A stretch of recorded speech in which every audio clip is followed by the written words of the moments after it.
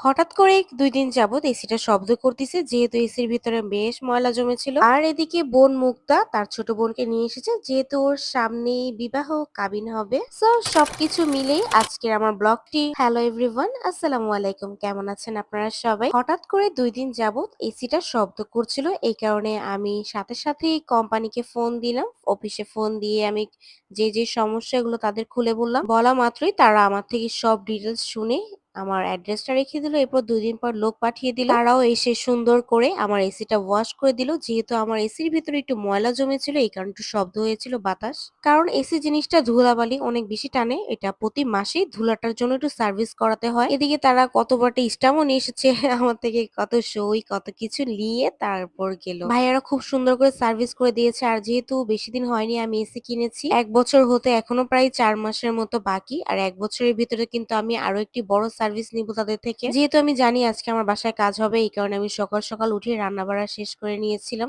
কারণ আমার কথা হচ্ছে তারা এসি খুলে কাজ করবে কতক্ষণ লাগে সেটা তো আর বলা যায় না। এই কারণে আমি সকাল সকাল ঝটপট রান্নার কাজটা আগে শেষ করে নিয়েছি। এরপর তাদের বিদায় করে দিয়ে ঘর গুছালাম, নিজে ফ্রেশ হলাম। মোটামুটি বেশ একটা টাইমও হয়ে গিয়েছে। হালকা পাতলা ক্ষুধাও লাগছে। এই কারণে এসিটা ছেড়ে ঠান্ডা, ঠান্ডা আমি ভাতটা নিয়ে বসে পড়লাম। দুপুরবেলা ভাতটা খেয়ে একটু রেস্ট করলাম। রেস্ট করার পর এদিকে কিন্তু বোন মুক্তা চলে আসলো ওর কাজিনকে নিয়ে। সবাই ওর জন্য দোয়া করবেন। ওর সামনেই যেহেতু বিবাহ, ছোট মানুষ, ওর এখন কাবিন হবে। তারও শখ সে আমার হাতে মেহেদি পরাবে। আর আমি অত ভালো মেহেদিও পরাতে পারি না। তারপরও তার শখ। তার মন মতো তাকে ২ হাত ভরে মেহেদি পরাই দিলাম। আর কিন্তু শুধু সে আসেনি, তার মা, তার বোন তারা সবাই চলে এসেছিল। যারা আমার রেগুলার ভিডিও দেখে তারা অবশ্যই জানে।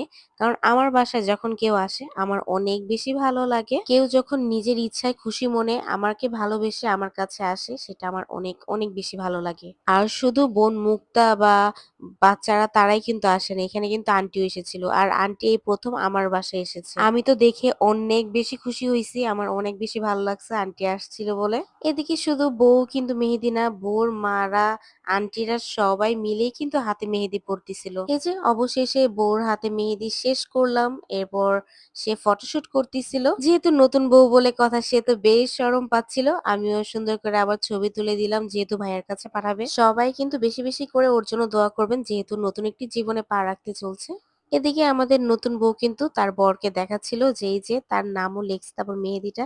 সে তো অনেক বেশি খুশি।